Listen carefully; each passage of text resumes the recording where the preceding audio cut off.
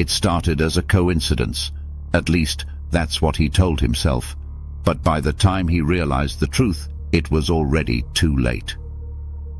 This is the chilling tale of a man's descent into madness, all because of the number 13. He lived an ordinary life, a 9-to-5 job, a small apartment, and a calendar neatly pinned on his wall. But everything changed on his 31st birthday, a day that would forever alter his perception of reality. It was innocent enough, a smudge on a birthday card, but from that moment on, the number 13 began to follow him everywhere. At first he laughed it off. After all, 13 is just a number, isn't it? But as the days turned into weeks, the coincidences grew impossible to ignore. His apartment building bore the number 13. His office was located on the 13th floor. Even his phone number ended with 13. The numbers seemed to be everywhere. He began to feel like he was being watched, trapped in a pattern he couldn't escape. His friends noticed his growing paranoia, but their reassurances only made him more determined to uncover the truth. His research led him down dark rabbit holes, stories of curses, superstitions, and strange phenomena tied to the number 13, but nothing prepared him for what he would discover next. Buried within the pages of an old numerology book, he found a note written in shaky handwriting. The number 13 is not unlucky, it's a warning. The note claimed that the number wasn't random. It was a marker, a sign that something or someone was watching. Those who noticed the pattern were already caught in its web. That's when he realized the truth. The number wasn't following him, it was guiding him. Consumed by the mystery, he quit his job, abandoned his friends, and locked himself away, desperate to find the meaning behind the number. But the more he searched, the more the world around him seemed to unravel. He began seeing figures, faceless shadows lurking at the edges of his vision. No matter where he went, they were there, watching, waiting. His mind raced with questions. Was the number a curse, a warning, or something far more sinister? In his obsession, he tore apart his apartment, searching for answers. That's when he found it, a symbol carved into the wood beneath his bed. It was the same symbol from the note, the same one that centered around the number 13. The moment he touched it, he felt it, a pull, like gravity but stronger, dragging him toward an unseen force. He realized then that the number wasn't a warning, it was a portal. When police arrived, the apartment was empty. No sign of struggle, no sign of life, only the symbol on the floor, still warm to the touch. And on the wall, scrawled in frantic handwriting, was a final message. 13 was my invitation. The man was never seen again, but those who've entered his apartment since have reported strange phenomena. Clock stopping at 13:13, shadowy figures in the corners, and an overwhelming sense of being watched.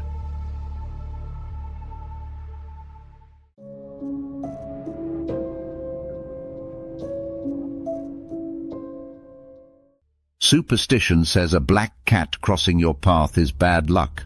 But for one woman, it wasn't just a superstition, it was the start of a nightmare. This is the chilling story of how a single encounter turned her world upside down, dragging her into the depths of fear and the unexplainable. She paused momentarily, then let out a shaky laugh.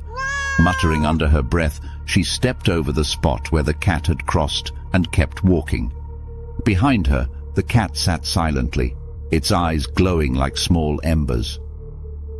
It had been a long day at the office, and all she wanted was to get home and relax. She shook off the unsettling feeling, convincing herself it was just her imagination. But as she walked on, the shadows seemed to stretch and shift in her peripheral vision. She entered her apartment, switched on the lights, set down her bag, and poured herself a glass of wine, hoping to shake off the unsettling feeling. She thought the cat was just a coincidence, an odd quirk of an already strange day, but as the night went on, the feeling of unease refused to leave. That night, the first signs of something unnatural began to surface. The clock in her living room ticked erratically, its hands moving faster than they should. The room felt colder than usual, and then came the sound, faint scratching at her window. She hesitated, glancing toward the window before cautiously approaching. Slowly, she pulled the curtain aside, revealing the black cat outside, its glowing eyes fixed on hers, unblinking. It was the same black cat. She closed the curtain quickly, her heart pounding, but even behind the closed fabric, she swore she could still feel those eyes staring at her. That night, her dreams turned dark. She found herself in a fog-filled forest, surrounded by shifting shadows. At the center of it all was the black cat, its shadows stretching impossibly far, twisting into monstrous shapes. She told herself it was just a bad dream, a product of stress, but the scratches on her window told a different story. Desperate for answers, she began researching black cats and their connection to folklore. That's when she stumbled upon a legend, the tale of the black cat's shadow, a story passed down through generations. It spoke of a cursed cat doomed to bring misfortune and terror to anyone who crossed its path. The legend warned of omens, strange shadows, the distortion of time, and an inevitable confrontation with the cat's shadow, a harbinger of doom that couldn't be escaped. The signs became impossible to ignore. The shadows in her home seemed alive, growing larger and more menacing. And then came the messages, etched into her walls, her furniture, as though the cat's claws had carved them. She tried to escape, but every road, every path led her back home. It was as though the shadow itself was steering her, pulling her closer to her fate. In the end, there was no running, no hiding. On the third night, as the storm raged outside, the cat appeared again. This time, its shadow consumed the room, twisting into monstrous forms that defied reality. Her neighbors reported strange sounds that night, scratching, growling, and a single, piercing scream. By morning, her apartment was empty. There was no sign of her, only the black cat sitting calmly by the window. To this day, no one knows what happened to her, but those who live in the apartment tell stories of strange occurrences, shadows that move on their own, eerie growling at night, and the unmistakable feeling of being watched. Superstition or not, some encounters are better left avoided. The next time you see a black cat, remember, its shadow might be closer than you think. If you're enjoying these stories so far, don't forget to like, subscribe, and ring the bell. Your support motivates us to keep creating even more great content. Now back to our final story.